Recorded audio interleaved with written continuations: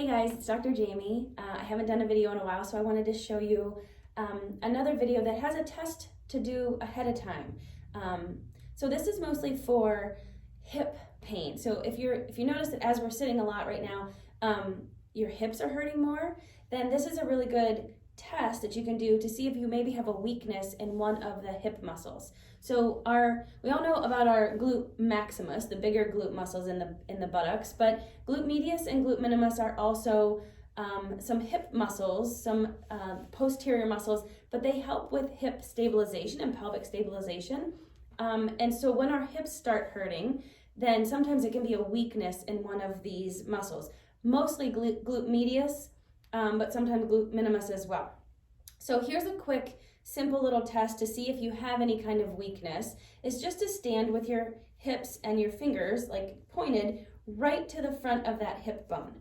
So right where that little hard point is on the front of your hip bone, you just want to put your fingers there. And so all you're going to do is stand on stand on one leg and just raise your other leg up. And you just want to make sure that those points don't move.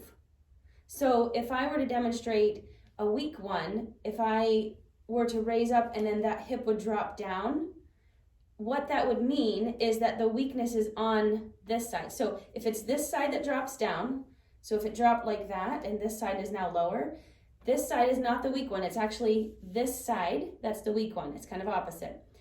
So the test is called a Trendelenburg test, not a big fancy thing that you need to know, but what that means is that there might be a weakness. So here's a quick exercise called a clam shell that can help strengthen, and I'm going to demonstrate it from this side since in my sample here, that's the one that I had weak. So I'm just going to lay down on my bench here, and I'm going to lay flat, but I want my knees to be stacked, I want my hips to be stacked, but I don't want my hips to roll backwards. So I actually want to push my knees back a little bit so that my knees, my hips, and my shoulders are all in one line.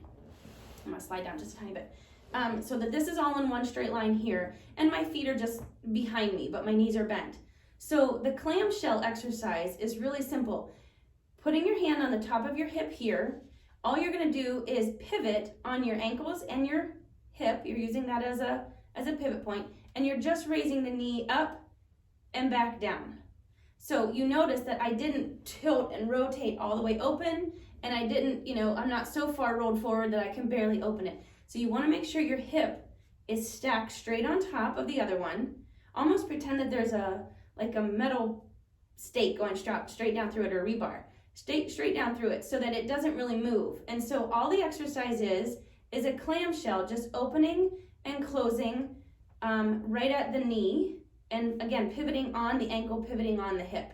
So you would do this a couple of times, and you would really start to feel burn in the side of the posterior hip muscles.